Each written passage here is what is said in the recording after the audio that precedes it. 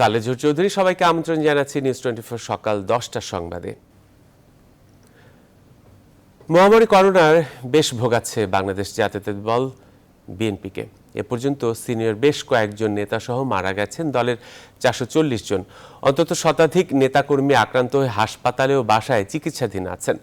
করোনার প্রাদুর্ভাবে বন্ধ করে দেওয়া হয়েছে দলের সাংগঠনিক কার্যক্রমও। আরিফিন শাকিল জানাচ্ছেন বিস্তারিত। এক বছর আগে সরকারি নির্বাহী আদেশে মুক্তি পান BNP chairperson Khaleda Zia. Corona প্রকোপ থাকায় দীর্ঘ সময় ফিরোজায় গড়বন্দি সময় কাটাচ্ছেন তিনি। করোনার কারণে বিএনপির সাংগঠনিক কর্মকাণ্ড আবারও স্থগিত করা হয়েছে। চলতি বছরে আন্দোলনের মাঠে ঘুরে দাঁড়ানোর বিএনপির পরিকল্পনা আবারও বাদ সেধেছে এই মহামারী। করোনা এরই মধ্যে মারা গেছেন বিএনপির ভাইস চেয়ারম্যান চৌধুরী কামাল ইবনে ইউসুফ, রুহুল আলম চৌধুরী, সিলেট মহানগর বিএনপির সাবেক সভাপতি এম এ হক, ঢাকা উত্তর মহানগর বিএনপির সাধারণ সম্পাদক আহসানুল্লাহ হাসান, স্বেচ্ছাসেবক দলের সভাপতি শফিউল বারী বাবু, বিএনপির সহ সাংগঠনিক সম্পাদক আব্দুল আওয়াল সহ দলের বিভিন্ন পর্যায়ের অন্তত 400 নেতাকর্মী। বর্তমানে করোনা আক্রান্ত হয়ে হাসপাতাল ও বাসায় চিকিৎসাধীন আছেন বিএনপি স্থায়ী কমিটির সদস্য doctor Khandakar Mosharraf Hossain, Selima Rahman, vice chairman doctor AJM Zahid Hossain, চেয়ারপারসনের উপদেষ্টা doctor AKM Azizul Haque, doctor Farhad Halim Donar, Ahmed Azam Khan, senior যুগ্ম মহাসচিব অ্যাডভোকেট রুহুল কবির রিজভী, ঢাকা মহানগর দক্ষিণ বিএনপি সভাপতি হাবিবুর নবী খান সোহেল সহ দলটির অন্তত শতাধিক নেতাকর্মী। 60 দশক থেকে আন্দোলন করে এখন পর্যন্ত বেঁচে আছে, জানি না কয়দিন বেঁচে থাকবো, কারণ যে করোনা আসছে অনেকে মারা গেছে, আমার সাথে অনেকে মারা গেছে। করোনা সতর্কতায় শুক্রবার অনলাইনে সংবাদ সম্মেলন করেন বিএনপি মহাসচিব মির্জা ফখরুল ইসলাম আলমগীর। 5000-এর উপরে, এটা হচ্ছে আমাদের। আরিফিন শাকিল, নিউজ 24, ঢাকা।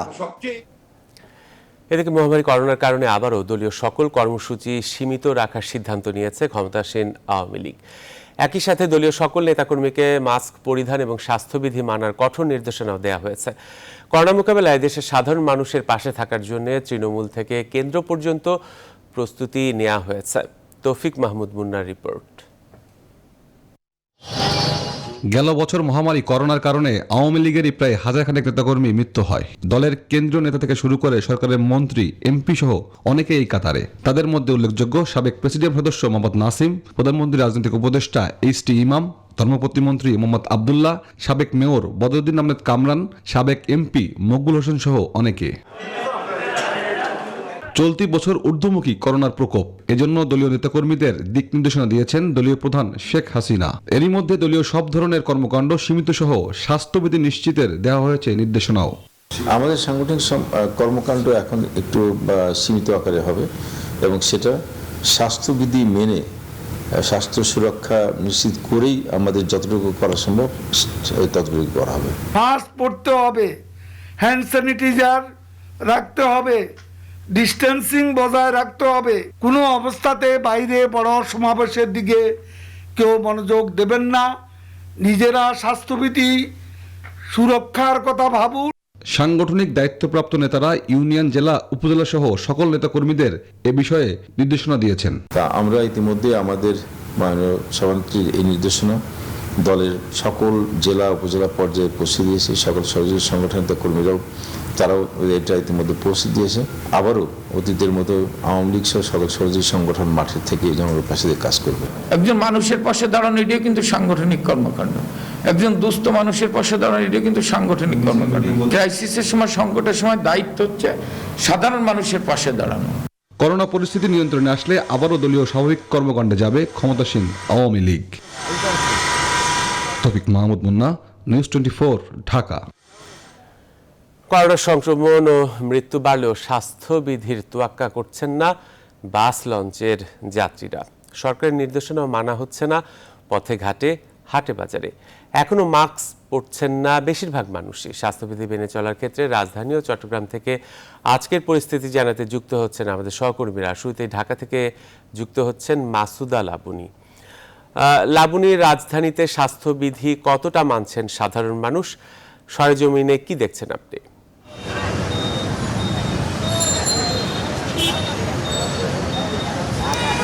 সালেজুর চৌধুরী, রাজধানীতে কিন্তু একটি বিষয় যেটি বলা যায় যে ভালো, সেটি হলো মানুষ কিন্তু মাস্ক পরতে শুরু করেছে, যেটি কিন্তু 3-4 দিন আগেও আমরা দেখছিলাম মানুষ মাস্ক পরেন না, কিন্তু এখন কিন্তু বেশিরভাগ মানুষই মাস্ক পড়ছেন। এবং এখানে আমি যেহেতু ফার্মগেট আছি, এখানেও দেখছি পুলিশরা বিভিন্ন সচেতনতামূলক কার্যক্রম চালাচ্ছেন এবং সামাজিক দূরত্ব বজায় রাখার যে বিষয়টি সেটি বলছেন। আরেকটি বিষয় যে কিছুদিন আগে কিন্তু সরকারের পক্ষ থেকে যে 18 নির্দেশনা ছিল, সেই নির্দেশনা বাস্তবায়নের জন্য কিন্তু রাইড শেয়ারিং যে অ্যাপসগুলো আছে সেখানে যাত্রী পরিবহন নিষেধ করতে বলা হয়েছিল এবং তারা কিন্তু পরবর্তীতে বিক্ষোভ করেছিলেন। কিন্তু আজকেও কিন্তু আমি কিছু কিছু জায়গায় দেখেছি যে রাইড শেয়ারিং অ্যাপসগুলো যাত্রী নিচ্ছে এবং তারা যেটি বলছেন যে তাদেরকে খেতে হয় এবং জীবিকার তাগিদেই তাদেরকে বের হতে হয় এবং তাদেরকে কিন্তু মামলা দেয়া হচ্ছে, যার কারণে তারা কিন্তু যাত্রী নিতেও ভয় পাচ্ছেন। এবং যাত্রী যারা তারাও কিন্তু বলছেন যে বাসে গেলেও কিন্তু একই বিষয় যে সামাজিক দূরত্বটা কিন্তু পুরোপুরি বজায় রাখা সম্ভব হচ্ছে না, সেক্ষেত্রে তারা কিন্তু রাইড শেয়ারিং অ্যাপসে যাচ্ছেন। আর বাসের ক্ষেত্রে যেটি হচ্ছে যে ভাড়া বেশি রাখা হচ্ছে এবং সামাজিক দূরত্ব যেটি বলা হয়েছে যে একটি সিট ফাঁকি রাখা, সেটি রাখা হচ্ছে, কিন্তু হ্যান্ড স্যানিটাইজার ব্যবহার করা হচ্ছে না। আমি কয়েকজনের কাছে প্রশ্ন করেছিলাম, তারা যেটি বলছেন যে হ্যান্ড স্যানিটাইজার আছে ভেতরে, কিন্তু তারা কেন আসলে সেটি ব্যবহার করছেন না সেটি সঠিক উত্তর দেয়নি। পরবর্তীতে তারা ব্যবহার করেন এমনটি বলছে। আসলে রাজধানীতে পুরো ঢাকাতে কিন্তু একই চিত্র এবং আজকে আপনি জানেন যে শনিবার সরকারি ছুটি, সেক্ষেত্রে কিন্তু সাধারণ যাত্রী চাপ কম। শালিজা চৌধুরী। লাবণী, আপনাকে ধন্যবাদ। দর্শক, এবারে আমরা একটু যেতে চাই রাজধানীর বাইরে চট্টগ্রামে। সেখানে রয়েছেন আমাদের আরেক সহকর্মী নয়ন বড়ুয়া। জয়, রাজধানীর চিত্র আমরা জানলাম, এবার আমরা আপনার কাছ থেকে জানতে চাই বন্দর নগরী চট্টগ্রামের কি পরিস্থিতি, সেখানে স্বাস্থ্যবিধি কতটা মানা হচ্ছে?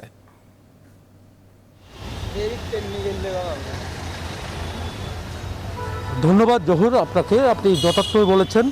একটু আগে আমাদের সহকর্মী যেমনটা ঢাকা থেকে জানিয়েছেন, তেমনিভাবে বন্দরনগরী চট্টগ্রামেও আমরা কয়েকদিন ধরে আমরা দেখছি যে করোনা প্রকট আকার ধারণ করছে, তেমনিভাবে আক্রান্তের হার কিন্তু প্রতিদিনই কিন্তু আসলে বাড়ছে। মানুষকে সচেতন করার চেষ্টা করছে, মানুষ কিছুটা সচেতন হয়েছে, কিন্তু আসলে জীবন জীবিকার তাগিদে কিন্তু মানুষের কিন্তু ছুটাছুটি করতে হচ্ছে, বিভিন্ন জায়গায় ছুটতে হচ্ছে। কিন্তু আপনি অবশ্যই দেখতে পাচ্ছেন, আমি জেনারেল হসপিটালের সামনে আছি, চট্টগ্রাম জেনারেল হসপিটাল। সেই হসপিটালে এখন কিন্তু যে হসপিটাল আপনি দেখছেন সেই জায়গায় এখন থেকে কিন্তু আসলে প্রায় 400-এর মতো কিন্তু আসলে যে রোগী কিন্তু বিভিন্ন সময় বিভিন্নভাবে কিন্তু এসছেন। কিন্তু এখন যে ধারণ ক্ষমতা আছে এই করোনা হাসপাতালে কিন্তু আসলে ধারণ ক্ষমতা আছে অনেক বেশি রোগী কিন্তু এই জায়গায় ভর্তি আছে। যেহেতু সরকারি হসপিটাল হওয়ার কারণে কিন্তু আসলে চিকিৎসকরা তাদেরকে ভর্তি করতে হচ্ছে। এমনকি চিকিৎসকদের যে প্রথমবারের মতো যে গত বছর যেভাবে আমরা মহামারী আকার ধারণ করেছিল জহুর, আপনি জানেন যে সে সময় কিন্তু আসলে যে চিকিৎসকদের অনেকটা অনীহা ছিল, কিন্তু এবার কিন্তু সেই অনীহার কোনো তথ্য আমাদের হাতে আসেনি। চিকিৎসকরা চেষ্টা চালিয়ে যাচ্ছেন, তার কারণে কিন্তু আক্রান্তের হার কিন্তু অনেকটা বাড়লেও কিন্তু দেখা যাচ্ছে কিন্তু অনেকজন সুস্থ হচ্ছে। আপনি অবশ্যই দেখতে পাচ্ছেন আজকে কিন্তু বন্ধের দিনেও কিন্তু আসলে রোগীদের ভিড় কিন্তু আসলে যে হাসপাতালগুলোতে, চট্টগ্রামের অন্যান্য যে হসপিটালগুলো আছে কিন্তু আসলে যে এই বেসরকারি হাসপাতালের পাশাপাশি যে সরকারি হাসপাতাল যেগুলো আছে সেই হাসপাতালেও কিন্তু রোগীদের ভিড় আছে এবং বেসরকারি হাসপাতালেও চিকিৎসকরা কিন্তু আসলে যে করোনা আক্রান্ত রোগী যারা আছেন তাদেরকে কিন্তু আসলে চিকিৎসা দিচ্ছেন। সব মিলিয়ে বলা যায় যে চিকিৎসার ক্ষেত্রে এখনও পর্যন্ত কোনো সমস্যা নেই, কিন্তু যেভাবে প্রকট আকার ধারণ করছে, মহামারী আকার ধারণ করলে কি হতে পারে এটা নিয়ে কিন্তু আসলে স্বাস্থ্য অধিদপ্তর এমনকি সিভিল সার্জন তারাও কিন্তু আসলে চেষ্টা চালিয়ে যাচ্ছেন বলে আমাদেরকে জানিয়েছেন। তো এই ছিল আমার এখানকার সর্বশেষ। এর আগে একটা তথ্য আপনাকে দিতে চাচ্ছি। আজকে সন্ধ্যা 6টা থেকে চট্টগ্রাম জেলা প্রশাসন একটা ঘোষণা করেছেন, তারা বলছেন যে দোকানপাট সব কিছু বন্ধ থাকবে। পুলিশ প্রশাসনও তারাও খুব একটা সতর্ক অবস্থানে আছে, তারা বলছেন সন্ধ্যা থেকে কোনোভাবে কিন্তু আসলে দোকানপাট খোলা থাকবে না। মানুষের চলাফেরার ক্ষেত্রেও অনেকটা নিষেধাজ্ঞা তারা জারি করেছেন। এই ছিল আমার এখানকার সর্বশেষ। ফিরে যাচ্ছি জহুরের কাছে স্টুডিওতে। জয়, আপনাকে অনেক ধন্যবাদ আমাদের সঙ্গে যুক্ত হওয়ার জন্য। করোনা পরিস্থিতির খবর জানাতে রাজধানী থেকে মাসুদা লাবণী এবং চট্টগ্রাম থেকে যুক্ত হয়েছিলেন আমাদের আরেক সহকর্মী নয়ন বড়ুয়া। জয়, চলে যাচ্ছি পরের সংবাদে। আগের সব রেকর্ড ভেঙে ভয়াল রূপে মহামারী করোনা। প্রতিদিনই রেকর্ড সংখ্যক রোগী শনাক্ত হচ্ছে। আক্রান্ত এবং মৃত্যুর সংখ্যাও গেল 12 দিনে দেশের করোনা পরিস্থিতির সবচেয়ে বেশি অবনতি হয়েছে। হাসপাতাল থেকে হাসপাতালে করোনার আক্রান্তদের নিয়ে ছুটছেন তাদের স্বজনেরা। জনস্বাস্থ্য বিশেষজ্ঞরা বলছেন দেশে অন্তত 7 দিনের জন্য হলেও স্বাস্থ্য জরুরি অবস্থা জারির পরামর্শ দিয়েছেন তারা। আরিফিন শাকিল জানাচ্ছেন বিস্তারিত। হাসপাতাল থেকে হাসপাতালে ছুটছে মানুষ, একটি বেডের জন্য করতে হচ্ছে দীর্ঘ অপেক্ষা। মরণঘাতী করোনায় প্রতিদিন হাসপাতালে বারান্দায় বাড়ছে রোগীর চাপ। এখন দেখা যাচ্ছে যে দ্রুত হসপিটালাইজ করতে হচ্ছে বাধ্য হয়ে, রোগীর অবস্থা ক্রিটিক্যাল হয়ে যাচ্ছে। প্রত্যেকটা সিটে রুগী, কোনো সিট খালি নেই। শুক্রবার দেশে করোনা রোগী শনাক্ত হয়েছে ৬,৮৩০ আর মারা গেছে আরও ৫০ জন। প্রতিদিন হু করে রেকর্ড সংখ্যক রোগী বাড়তে থাকায় করোনা হাসপাতালগুলোতে তৈরি হয়েছে শয্যা সংকট। একসাথে এত রোগীর চিকিৎসা দিতে হিমশিম খাচ্ছেন চিকিৎসকরা। এবারে করোনা পরিস্থিতিটা কিন্তু একটু ভয়াবহতা আকার ধারণ করেছে। সর্বক্ষণই কোভিড পজিটিভ রোগী আমাদের প্রত্যেকটা হাসপাতালেই আসতেছে এবং অনেকেই আসলে বেড না থাকার কারণে বিভিন্ন জায়গায় আসলে ঘোরাঘুরি করতে হচ্ছে। জনস্বাস্থ্য বিশেষজ্ঞরা বলছেন পরিস্থিতি ভয়াবহ। এখনই অফিস, আদালত তথা জনসমাগম স্থল সহ সবকিছু বন্ধ করতে হবে। সেটা সম্ভব না হলে বেশি আক্রান্ত এলাকা রেড জোনের আওতায় আনতে হবে। সবাই এখন ঝুঁকিতে পড়ে গেছি। আমরা যদি সবাই স্বাস্থ্যবিধি মেনে না চলি তাহলে কিন্তু আরো বিপজ্জনক পরিস্থিতি তৈরি হতে পারে। মাস্ক পরার জন্য মানুষকে বাধ্য করা বা গণপরিবহন বা বিভিন্ন জায়গায় বাজার, মেলা এগুলি বন্ধ করা। ন্যাশনাল হেলথ ইমার্জেন্সি এরকম একটা আইন প্রণয়ন করা যেতে বা ব্যবস্থা জারি করা যেতে পারে। এখন দরকার হলো যে সর্বাত্মক ব্যবস্থা, তাতে যদি প্রয়োজনে বাইরে থেকে বিমান আসা বন্ধ করা দরকার হতে পারে সেটা করতে হবে, কিংবা আমাদের অভ্যন্তরীণ চলাচল বন্ধ করা, অফিস আদালত প্রয়োজনে বন্ধ করে দেয়া, মেলা বা যে কোনো ধরনের সমাগম, রেস্টুরেন্ট এগুলো বন্ধ করে দেয়া। করোনা মহামারী ঠেকাতে স্বাস্থ্য অধিদপ্তরের 18 দফা যথার্থ নয় বলেও জানান তারা। আরিফিন শাকিল, নিউজ 24, ঢাকা। জীবন বাঁচাতে স্বাস্থ্যবিধি মানা কঠিন হয়ে পড়েছে খেটে খাওয়া মানুষের।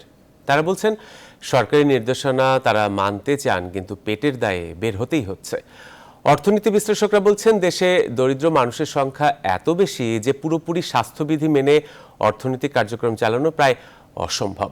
বিস্তারিত মাসুদ আল আবুনির রিপোর্টে। ব্যাপক হারে বাড়তে শুরু করেছে করোনা সংক্রমণ। নতুন আক্রান্ত হওয়ার শনাক্তের সংখ্যা ভেঙেছে আগের সব রেকর্ড। মৃত্যুর ক্ষেত্রেও একই অবস্থা। এমন বাস্তবতায় করোনা সংক্রমণ নিয়ন্ত্রণে স্বাস্থ্যবিধি মানতে সরকার দিয়েছে 18 নির্দেশনা। তবে রাজধানীর বিভিন্ন স্থান ঘুরে দেখা যায় শ্রমজীবী ও নিম্ন আয়ের মানুষেরা মানছেন না স্বাস্থ্যবিধি। বলছেন জীবিকার তাগিদেই বের হতে হচ্ছে তাদের। মাস্ক নাই, আমার কোনো ঘর দুয়ার নাই, আমি রাস্তাঘাটে থাকি। মাস্ক আছে ব্যাগে, কাজের জন্য আইছি। আমরা পরিশ্রম করতেছি, করোনা নাই। শ্রমজীবী মানুষেরা বলছেন তাদের কাজের যে ধরন তাতে সবসময় মাস্ক পরা বা হ্যান্ড স্যানিটাইজার ব্যবহার করা সম্ভব হয় না। পাবলিক এখানে হয়েই যায়, একটা কোনো কিছু দেখলেনি তখনই কারি হয়ে যায়। মাস্ক পরার মতো মাস্কের কোয়ালিটি অথবা মাস্কের যে সাইজ সেটা হচ্ছে না। অনেকে আবার অসচেতন স্বাস্থ্যবিধি নিয়ে। গরিবের ঘর নয় না, গরিবের আল্লাহ আছে, আমরা কাম করি ভাত খাই। টেস্ট করে নেই, প্রয়োজন লাগে না আমার। হঠাৎই বাড়তে শুরু করেছে করোনা আক্রান্তের সংখ্যা এবং মৃত্যুর সংখ্যা, যা ভাঙছে আগের সব রেকর্ড। বেশিরভাগ মানুষই মানছেন না স্বাস্থ্যবিধি, আর এই সংখ্যাটা নিম্ন আয়ের মানুষের মধ্যেই বেশি। অর্থনীতিবিদরা বলছেন খেটে খাওয়া মানুষের আয় ঠিক রাখতে পরিকল্পনা দরকার। এত বেশি আমাদের এখানে গরিব মানুষের সংখ্যা, যাদেরকে জীবন এবং জীবিকার জন্য প্রতিদিনই বাইরে আসতে হচ্ছে। সব জায়গাতে প্রচুর প্রচারণা চলছে এবং রাজনৈতিক নেতৃবৃন্দ এই বিষয়ে আলোচনা করছেন, কিন্তু বাস্তবে আমরা সেটা কিন্তু প্রতিফলন তেমন দেখছি না। এখানে আমাদের অজ্ঞতার অভাব আছে, আমাদের সামাজিক নিয়ম নীতি মেনে চলার একটা বা না মেনে চলার একটা প্রবণতা ভয়ানকভাবে বিরাজমান। মাসুদ আল আবুনি, নিউজ 24, ঢাকা। করোনা ঠেকাতে এবার সাময়িক বন্ধ রাখা হলো চট্টগ্রামের দোকানপাট ও শপিং মল। সংক্রমণ বেড়ে যাওয়ায় চট্টগ্রামে 14 এপ্রিল পর্যন্ত সন্ধ্যার 6টার পর থেকে ফার্মেসি এবং কাঁচা বাজার ছাড়া সব ধরনের দোকানপাট ও শপিং মল বন্ধ রাখার সিদ্ধান্ত নিয়েছে জেলা প্রশাসন। শুক্রবার সন্ধ্যায় এই সিদ্ধান্তের সঙ্গেই মাঠে নামে পুলিশ। এ সিদ্ধান্তকে স্বাগত জানিয়েছেন সাধারণ মানুষ এবং জনস্বাস্থ্য বিশেষজ্ঞরা।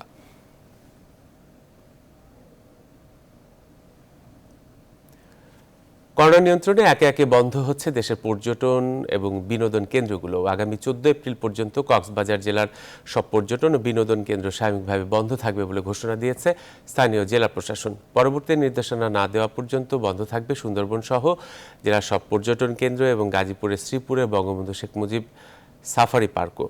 এর আগে করোনার দ্বিতীয় ঢেউ মোকাবেলায় সিলেট, চট্টগ্রাম, খাগড়াছড়ি, বান্দরবান ও রাঙামাটি সহ দেশের বিভিন্ন পর্যটন কেন্দ্র, বিনোদন স্পটও একে একে বন্ধ ঘোষণা করা হয়। নিষেধাজ্ঞা জারি করা হয়েছে কুয়াকাটা ও সেন্ট মার্টিন ভ্রমণেও।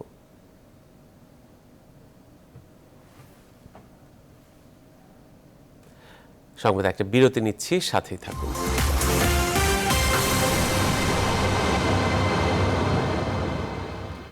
বিরতির পর আবারও স্বাগত নিউজ 24 সকাল 10টার সংবাদে। সুরের শহরে অসুরের তাণ্ডবে কাঁদছে শরৎ। সুরসম্রাট ওস্তাদ আলাউদ্দিন খাঁর হাতে স্পর্শ পাওয়া শরৎ দানবের থাবায় ক্ষতবিক্ষত। শরতের সঙ্গে তাল মিলিয়ে কাঁদছে ওস্তাদজির নামে প্রতিষ্ঠিত জাদুঘরটিও। দ্বিতীয়বারের মতো পুড়িয়ে দেওয়া হয়েছে এটি। সংশ্লিষ্টরা জানান, যারা মুক্ত চিন্তা ও শুদ্ধ সঙ্গীত চর্চা পছন্দ করেন না তারাই এই হামলা চালিয়েছে। ব্রাহ্মণবাড়িয়া ঘুরে এসে বিস্তারিত জানাচ্ছেন মৌ খন্দকার, ক্যামেরায় ছিলেন লিটন বাবু। ধ্বংস হয়ে গেছে ওস্তাদ আলাউদ্দিন, যার হাতে লেখা চিঠি, ব্যবহৃত নানান সামগ্রী ও দুর্লভ ছবি।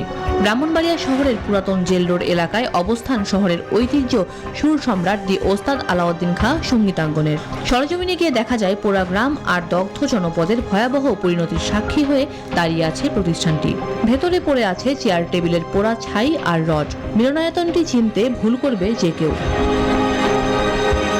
পুরাতন ভবনের ইট সুরকির পলেস্তরা আগুনের তাপে খসে পড়েছে। উপরের টিন জ্বলে গেছে। পূর্ব পাশের ভবনের প্রতিটি কক্ষেই শুধুই ছাই। অফিস রুমেও তছনছ অবস্থা। ধ্বংস আর লুটপাটের চিত্র সর্বত্র।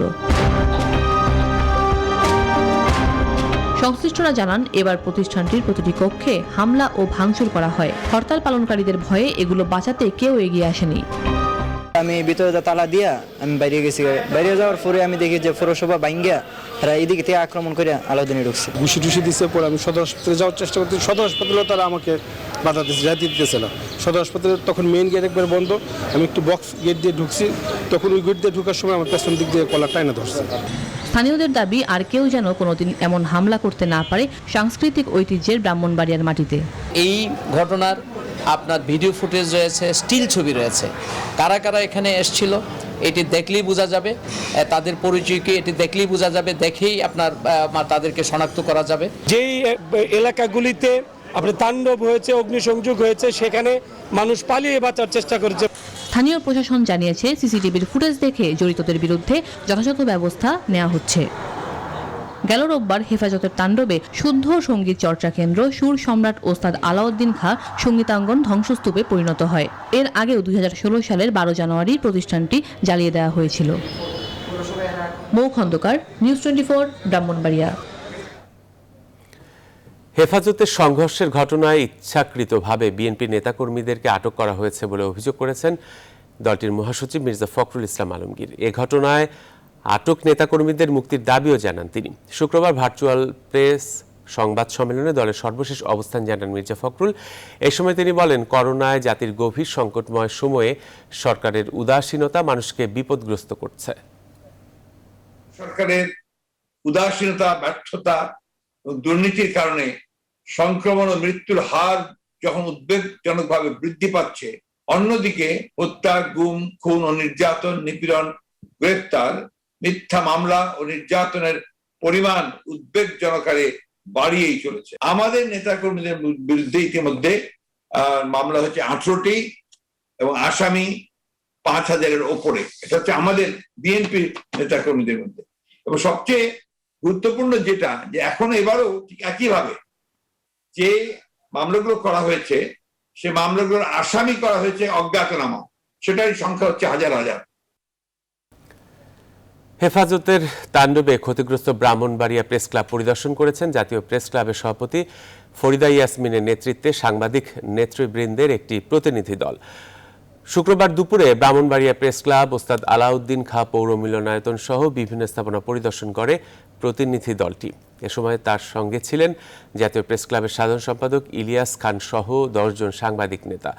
এর আগে সাংবাদিকদের সাথে মতবিনিময়কালে জাতীয় প্রেস ক্লাবের সভাপতি ফরিদা ইয়াসমিন বলেন, জাতির পিতা বঙ্গবন্ধুর প্রতিকৃতিতে যখন আগুন দেয়া হয় এটি ভয়াবহ ঘটনা, আর সাংবাদিকদের উপর আঘাত মানে গণতন্ত্রের উপর আঘাত করা। এ সময় আরও উপস্থিত ছিলেন প্রেস ক্লাবের যুগ্ম সম্পাদক আশরাফ আলী, সদস্য রহমান মুস্তাফিজ, রেজানুর রহমান সহ অন্যরা।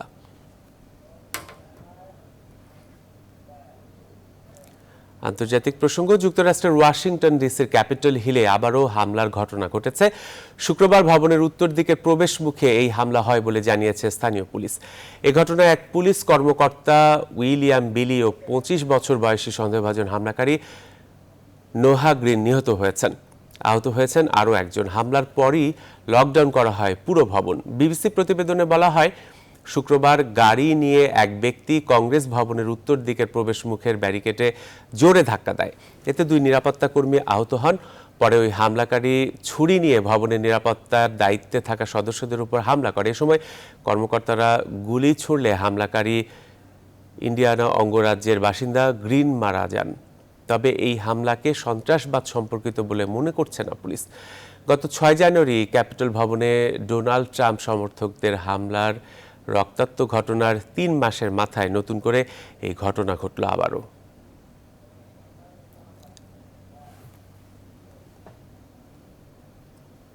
দর্শক, এই ব্যাপারে আরও তথ্য জানাতে এখন যুক্তরাষ্ট্র থেকে আমাদের সঙ্গে সরাসরি যুক্ত হচ্ছেন সহকর্মী সুলতানা রহমান। সুলতানা, আপনার কাছে জানতে চাই, ক্যাপিটল হিলে হামলার সর্বশেষ কি তথ্য রয়েছে?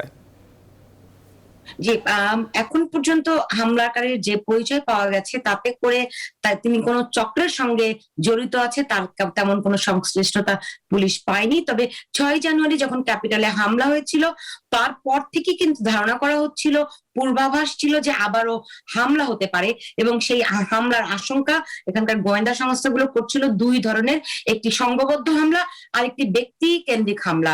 যেমনটি আজকে হয়েছে, ইন্ডিয়ানার এই যুবক তিনি যেভাবে করে গাড়ি হামলা করেছেন আইন শৃঙ্খলা রক্ষাকারী বাহিনীর সদস্যদের উপর, একদম তিনি তাদের উপর গাড়িটি খুব দ্রুত গতিতে তুলে দিয়েছেন এবং সেই সময় পুলিশ কর্মকর্তা আসলে ঘটনাস্থলেই মারা যান, তিনি গাড়ির নিচে পিষ্ট হয়ে যান।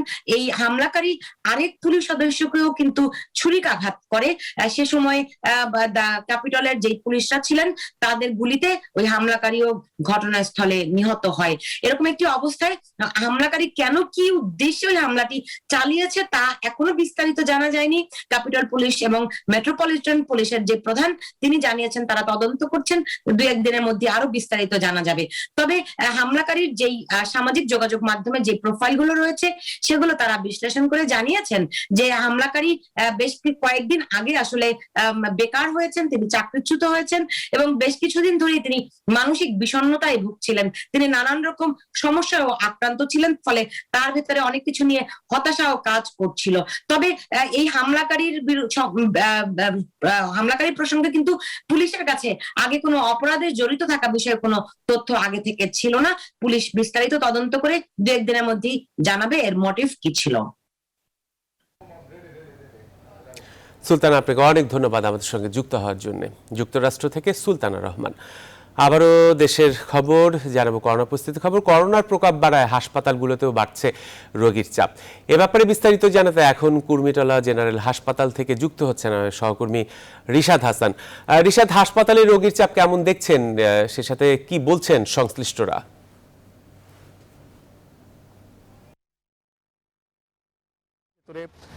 সারা দেশে যে করোনা সংক্রমণ সেটি কিন্তু উত্তরোত্তর বৃদ্ধি পাচ্ছে এবং গেল 1 সপ্তাহের ভেতরে 3বার কিন্তু এই করোনার সর্বোচ্চ সংক্রমণের, একদিনে সর্বোচ্চ সংক্রমণের রেকর্ড পেরিয়ে গেছে এবং সেই সাথে গতকাল যে সংক্রমণ সেটি ছিল প্রায় 7,000।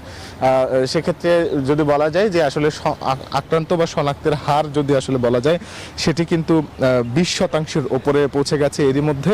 এবং আপনাকে যদি আমি একটু বলি যে আসলে ঢাকা শহরের যে হাসপাতালগুলো রয়েছে, যে নির্ধারিত 10টি সরকারি হাসপাতাল, সেই 10টি সরকারি হাসপাতালগুলোর তে 3 থেকে 4টি এবং ক্ষেত্র বিশেষে 5টি আইসিইউ শুধুমাত্র খালি আছে, বাদ বাকি প্রতিটি আইসিইউ কিন্তু আসলে রোগীতে পরিপূর্ণ এবং রোগীদের যে ভোগান্তি সেই ভোগান্তি কিন্তু রয়েছে। হাসপাতালে তারা ছুটছেন। তবে আসলে হাসপাতালগুলোর পক্ষ থেকেও কিন্তু আসলে বারবারই বলা হচ্ছে যে আসলে স্বাস্থ্যবিধি যদি আসলে ঠিকমতো মানা যায় তবে আসলে হাসপাতালে আসবার কোনো তেমন একটা প্রয়োজনীয়তা হয় না, এবং সেক্ষেত্রে অপ্রয়োজনীয় বাসা থেকে বের হতে এবং নানা ধরনের যে স্বাস্থ্যবিধিগুলো রয়েছে সেগুলো মানার জন্য কিন্তু সবসময় বারবার বলা হচ্ছে। কিন্তু তারপরে আসলে সংক্রমণ যেহেতু কমানো যাচ্ছে না, সেহেতু আসলে এই হাসপাতালগুলোর উপর চাপ বাড়ছে, এবং হাসপাতালগুলোর পরিচালক যারা রয়েছেন তারাও বলছেন যে আসলে এত বিপুল পরিমাণ রোগীর চাপ সামাল দিতে কিন্তু বেশ খানিকটা হিমশিমও খেতে হচ্ছে। আপনাকে যদি একটু বলি যে আসলে ঢাকা শহরের নির্ধারিত যে 10টি সরকারি হাসপাতাল যেগুলো কোভিড-19-এর জন্য ডেডিকেটেড হাসপাতাল, সেই হাসপাতালগুলো বাদেও আরও 5টি হাসপাতালকে প্রস্তুত থাকার জন্য, সার্বিকভাবে প্রস্তুত থাকার জন্য নির্দেশনা দেওয়া হয়েছে, এবং স্বাস্থ্য অধিদপ্তরের পক্ষ থেকে বলা হয়েছে যে মহাখালী ডিএনসিসি আইসোলেশন সেন্টার সহ লালকুটি 200 শয্যা বিশিষ্ট মাতৃ ও শিশু হাসপাতাল সহ আরও যে 5টি হাসপাতাল, সেই 5টি হাসপাতালে যেই সিট যেগুলো রয়েছে, শয্যাগুলো রয়েছে, সেগুলো যদি আসলে বাড়ানো যায় তবে ঢাকায় আরও অন্তত 2500 বা সারা বাংলাদেশে 2500 এবং বেসরকারি মেডিকেল কলেজগুলোকেও বলা হয়েছে তাদের শয্যা সংখ্যা বাড়ানোর জন্য, যেন আসলে এই বিপুল পরিমাণ রোগীর চাপ যেন সামাল দেওয়া যায়। এই ছিল আমার কাছে এখান থেকে সর্বশেষ। ফিরে যাচ্ছে জহুর আপনার কাছে স্টুডিওতে। রিশাদ, আপনাকে ধন্যবাদ। কুর্মিটোলা জেনারেল হাসপাতাল থেকে রিশাদ হাসান। সংবাদের এই পর্যায়ে নিচ্ছে আরেকটা বিরতি।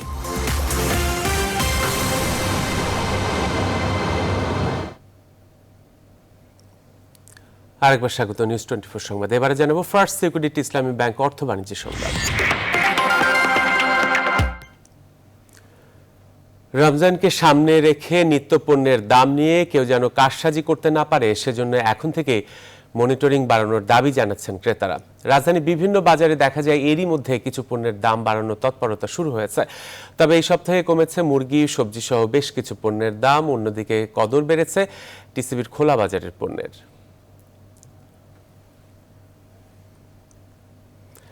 আন্তর্জাতিক প্রসঙ্গ। মিয়ানমারে চলমান বিক্ষোভে নিরাপত্তা বাহিনীর সহিংসতার বিরুদ্ধে এবার সরব হলো ভারত। শুক্রবার ভারতের পররাষ্ট্র মন্ত্রণালয়ের মুখপাত্র অরিন্দম বাগচি অবিলম্বে সব ধরনের অরাজকতা দূর করতে সেনা সরকারের প্রতি আহ্বান জানান। সেই সঙ্গে সাধারণ নাগরিকদের স্বার্থে দেশটিতে গণতন্ত্র পুনঃপ্রতিষ্ঠারও দাবি জানান। এর আগে আন্দোলনকারীদের ওপর নিপীড়ন বন্ধের আহ্বান জানিয়েছে জাতিসংঘ সহ অনেক দেশ। তবে মিয়ানমারের পরিস্থিতি এতটুকুও বদলায়নি, বরং এখনও নিজেদের সিদ্ধান্তে অটল রয়েছে জান্তা সরকার। যদিও এতে থেমে নেই বিক্ষোভকারীরা। সেনা বিরোধিতায় শনিবারও নেপিদো, ইয়াঙ্গুন সহ বেশ কয়েকটি শহরে বিক্ষোভ করেছেন আন্দোলনকারীরা। সর্বশেষ পরিসংখ্যান অনুযায়ী গত 2 মাসে গোটা দেশে সেনা বিরোধী সংঘাতে প্রায় 5 শতাধিক বিক্ষোভকারী নিহত হয়েছেন। আর এই ছিল এখনকার আয়োজনে। আরও খবর ও বিশ্লেষণ জানতে ভিজিট করুন www.news24bd.tv-তে। সাথে থাকায় সবাইকে ধন্যবাদ।